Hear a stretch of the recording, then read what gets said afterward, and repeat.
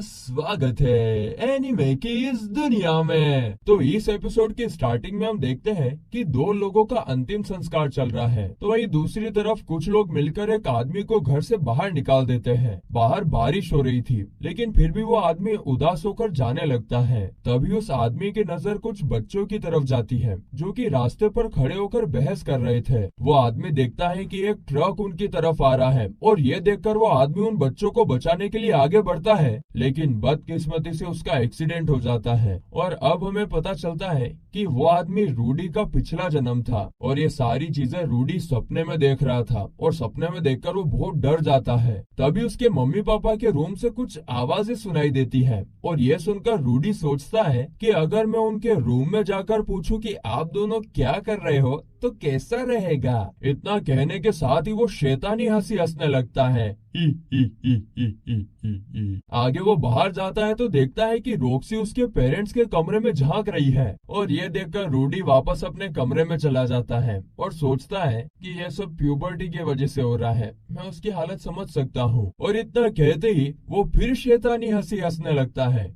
ही ही ही ही ही ही ही। और फिर ऐसे ही हंसते खेलते हुए 6 महीने बीत जाते हैं। रूडी रॉक्सी की वजह से बहुत जल्दी इंटरमीडिएट लेवल का मैजिक सीख जाता है। आगे हम देखते हैं कि रात को रॉक्सी रूडी को पढ़ा रही थी, पर रूडी का ध्यान कहीं और ही है। तभी रूडी कहता है कि मैं ये देख के हैरान हूँ कि इस दुनिया में डीमंस एंड स्पिरिट्स भी रहते हैं। जिस पर रॉक्सी कहती है, वैसे तुम्हारी जानकारी के लिए बता दूं कि मैं भी एक डीमन हूँ और इसीलिए तुम्हारे मॉम डैड मुझे देखकर चौंक गए थे जब मैं पहली बार यहाँ पर आई थी। असल में वो दोनों मेरे हेयर कलर को देखकर चौंक गए थे। यहाँ पर वो ये भी बताती है कि लगभग 400-500 साल पहले इंसानों और शैतानों के बीच एक खतरनाक लड़ाई हुई थी। वो लड़ाई काफी ज्यादा खतरनाक थी और उसी लड़ाई के बाद से डीमंस और इंसान एक दूसरे से अलग रहने लगे और इसी कारण से तो उस दिन तुम्हारे मॉम डैड मुझे देखकर चौंक गए थे। आगे वो रूडी के सामने जाकर उससे कहती है कि इमरल्ड ग्रीन कलर के बाल वाले लोग जिनके सर पर रेड कलर का स्टोन होता है उनसे दूर रहना। अगर उन्होंने तुम्हें देख लिया तो वो तुम्हारा पीछा करके तुम्हारे घर पर आकर तुम्हारी पूरी फैमिली को खत्म कर देंगे। जिसे सुनकर रूडी कहता है कि हाँ हाँ ठीक है, मैं उनसे दूर रहूंगा। आगे रॉक्सी अपने बालों को देखकर कहती है कि कभी कभी मेरे बाल भी इमरल्ड ग्रीन कलर के दिखने लगते हैं, शायद मेरे साथ कुछ तो अजीब हो रहा है। जिस पर रूडी कहता है कि नहीं यार, आपके बाल तो बहुत सुंदर है। जिसे सुनकर रॉक्सी कहती है कि तुम्हारा शुक्रिया, पर तुम ये बात उससे कहना जिससे तुम फ्यूचर में प्यार करोगे। वो लड़की ये बात सुनकर काफी ज्यादा खुश होगी। समझ गए छोटे बच्चे। जिसे सुनकर रूडी कहता है लेकिन मैं तो आपसे प्यार करता हूँ सेंसे। जिस पर रॉक्सी कहती है अच्छा बेटा, अगर 10 साल बाद भी तुम्हारा ये विचार ना बदले तो ये बात फिर से कहना, तब मैं इसके बारे में जरूर सोचूंगी। इसके बाद हमें रूडी का बर्थडे सेलिब्रेशन का सीन दिखाया जाता है, जहाँ पर रूडी हमको बताता है कि इस दुनिया में हर साल बर्थडे नहीं मनाया जाता है, बल्कि हर 5 साल में एक बार मनाया जाता है, जैसे कि 5, 10, 15, 20 ऐसे। फिर आगे सभी लोग रूडी को बर्थडे विश करते हैं। Happy birthday to you, happy birthday dear, और बर्थडे पार्टी शुरू हो जाती है। सारी एनिमे फैमिली आ जाओ, भंडारा खाना है, सब मजे से खा के जाना। और इस बर्थडे पार्टी में काफी सारे खाने के साथ साथ पोल का करतब भी देखने को मिलता है और वो एकदम जोकर की तरह बर्ताव कर रहा था, जिसे देखकर उसकी वाइफ और रॉक्सी मन ही मन हंसने लगते हैं। तो वहीं पार्टी खत्म होने के बाद पोल रूडी को एक तलवार देता है, पर उसे देखकर रूडी ज्यादा खुश होता नहीं है क्योंकि उसे तलवार से ज्यादा मैजिक में इंटरेस्ट होता है। क्योंकि दोस्तों आप लोगों को तो पता ही है कि हम मैजिक से कुछ भी कर सकते हैं, धोती फाड़ के रुमाल बना सकते हैं। और इसके बाद हम देखते हैं कि ज़ैनिथ उसे एक मैजिक की किताब देती है और ये देखकर रूडी काफी ज्यादा खुश होता है। वैसे आप लोगों ने भी अभी भंडारा खाया ना, आप गिफ्ट क्या लेकर आए, खाली बस ऐसे खाने आ गए? वाह भाई वाह, बढ़िया है। आगे रॉक्सी रूडी को एक जादुई स्टोन देते हुए कहती है कि ये स्टोन तुम्हारी जादुई शक्तियों को और भी आगे बढ़ा देगा। ये सुनकर रूडी और भी ज्यादा खुश हो जाता है। अरे वाह। आगे रॉक्सी रूडी से ये भी कहती है कि कल मैं तुम्हारा ग्रेजुएशन एग्जाम लूंगी। रूडी कहता है, अरे आज के दिन तो एग्जाम की बात मत करो यार, शांति से रहने दो ना यार, अभी अभी तो एग्जाम खत्म हुई है। फिर बाद में रूडी एक खिड़की के सामने बैठकर अपने पिछले जन्म की बातें याद करने लगता है। उसे हमेशा बहुत बुरी तरीके से बुली किया जाता था और इसीलिए उसने घर से निकलना भी छोड़ दिया था। वो हमेशा पूरे पूरे दिन अकेला रहने लग गया था और इसकी वजह से उसकी पूरी जिंदगी बोरिंग और बेकार हो गई थी। इसके बाद हमें अगले दिन का सीन दिखाया जाता है जहाँ पर रूडी बाहर जाने से डर रहा होता है। उसे देखकर रॉक्सी कहती है, अच्छा तो तुम इस घोड़े से डर रहे हो। जिस पर बेचारा रूडी जो अपनी मम्मी के पीछे छुपा हुआ था वो कुछ नहीं कह पाता है क्योंकि वो रॉक्सी को बताना ही नहीं चाहता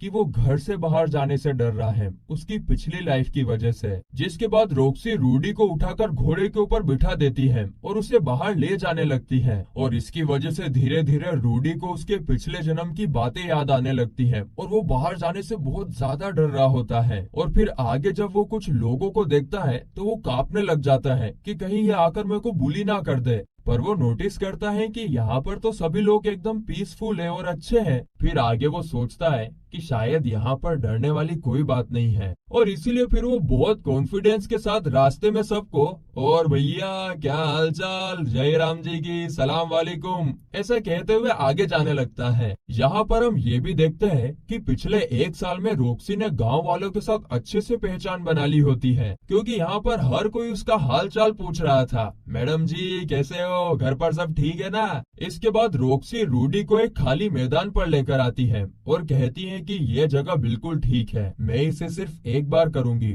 ठीक से देखना और याद कर लेना। जिस पर रूडी पूछता है कि क्या ये कोई सीक्रेट मैजिक है, इसलिए हम सभी लोगों को अवॉइड कर कर इधर आकर कर रहे हैं। जिस पर रॉक्सी कहती है कि नहीं, पर ये बहुत ही खतरनाक मैजिक है जिससे लोगों को या फिर उनकी फसल को नुकसान पहुंच सकता है, इसीलिए हम इस वीराने में आए हैं। फिर रॉक्सी चलते चलते एक जगह पर आकर रुक जाती है और लंबी सांसें लेकर कहती है, पानी की जादुई स्पिरिट के रूप में आप पानी के जरिए जमीन पर सुनामी लाओ, मैं आपसे कह रही हूँ, the Prince of thunder emperor. उसके इतना कहते ही वहाँ पर काफी तेज तूफान आ जाता है और एक बिजली उनके घोड़े के ऊपर गिर जाती है, जिसे देखकर रॉक्सी एकदम काफी ज्यादा घबरा जाती है और इसीलिए वो तुरंत घोड़े के ऊपर हीलिंग मैजिक करके उसे ठीक कर देती है। और फिर वो रूडी से कहती है कि प्लीज यार तुम ये बात किसी को मत बताना। जिस पर रूडी कहता है, अरे ना, आप चिंता मत करो, मैं ये बात किसी को नहीं बताऊंगा। इसके बाद रॉक्सी रूडी को भी ये मैजिक ट्राई करने के लिए कहती है और खुद घोड़े को प्रोटेक्ट करने के लिए एक शील्ड जैसा कुछ बना लेती है। इसके बाद रूडी भी वहाँ पर जाकर कहता है कि पानी की जादुई स्पिरिट के रूप में आप पानी के जरिए जमीन पर सुनामी लाओ, मैं आपसे कह रहा हूँ, the Prince of thunder emperor.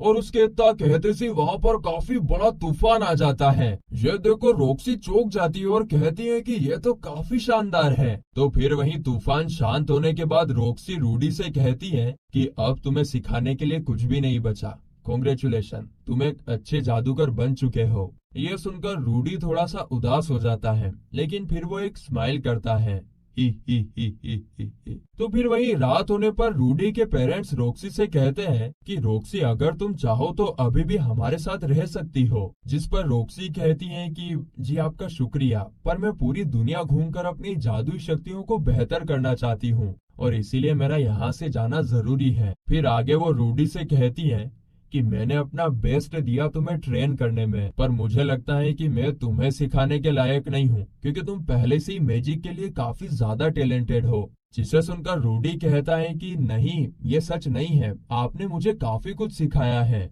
अगर आप नहीं होती तो शायद मैं आज इतना मैजिक नहीं कर पाता। जिसके बाद रॉक्सी अपने होम टाउन की लॉकेट रूडी को पहना देती है और यह देखकर रूडी काफी खुश हो जाता है और कहता है, सेंसेई, मैं इसे संभाल कर रखूंगा। और फिर इसके बाद रॉक्सी वहाँ से चली जाती है और यह देखकर पॉल और जेनिथ रोने लगते हैं, अंग्या उआ अंग्या। तभी रूडी तेजी से भागता है और चिल्लाते हुए कहता है कि मुझे इतना कुछ सिखाने के लिए शुक्रिया सेंसेई। और उसके बाद फिर रूडी अपने मन में कहता है कि उसने मुझे बहुत कुछ दिया,